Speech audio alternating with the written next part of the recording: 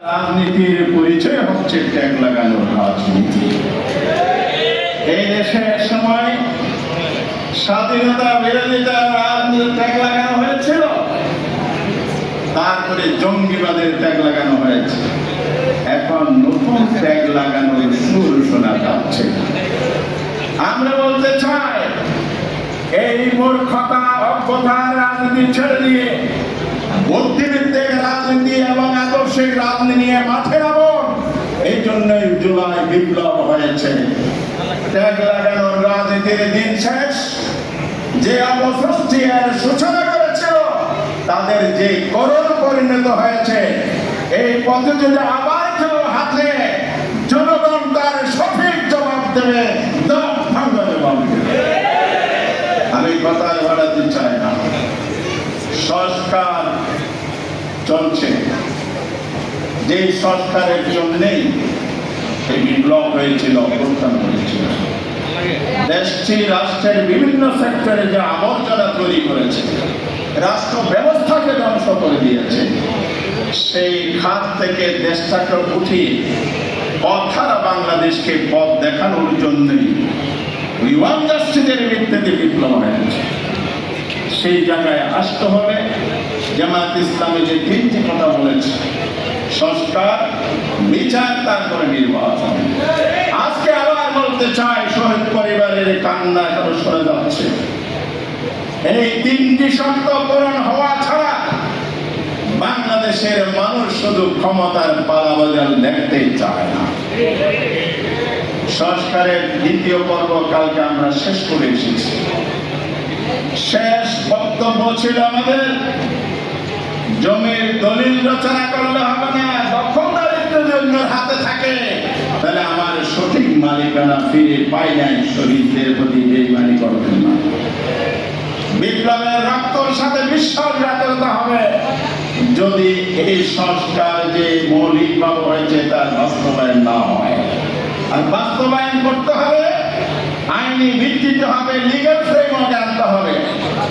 1970 সালের নির্বাচন হয়েছিল ইয়াহিয়া খানের যে এলএফও লিগ্যাল ফ্রেমওয়ার্কের মাধ্যমে, যার ভিত্তিতে বাংলাদেশ স্বাধীন হয়েছে, যার ভিত্তিতে গণপরিষদের সংবিধান রচিত হয়েছে, যার ভিত্তিতে পরবর্তীতে বাংলাদেশের যাত্রা শুরু হয়েছিল।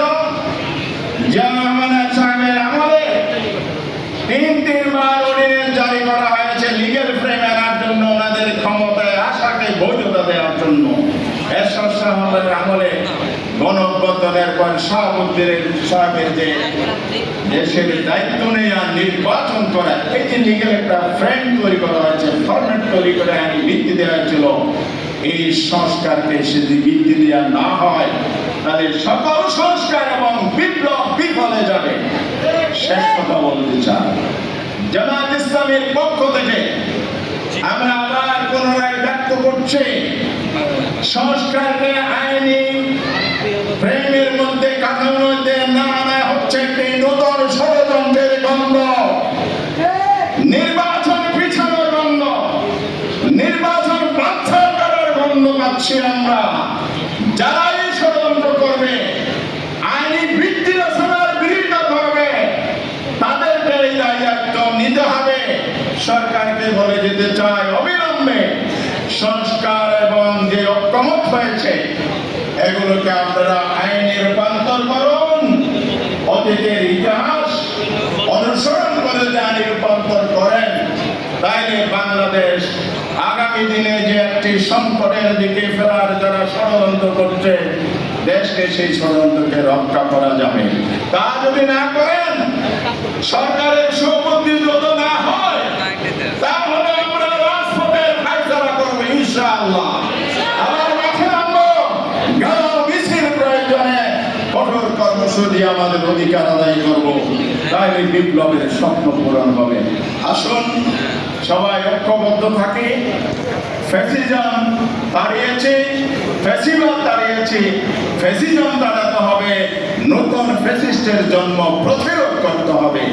সবাইকে সে ঐক্যবদ্ধতার আহ্বান জানিয়ে আমার বক্তব্য শেষ করছি। আল্লাহ হাফেজ। বাংলাদেশ জিন্দাবাদ, বাংলাদেশ জামাত ইসলামী জিন্দাবাদ। আসসালাম।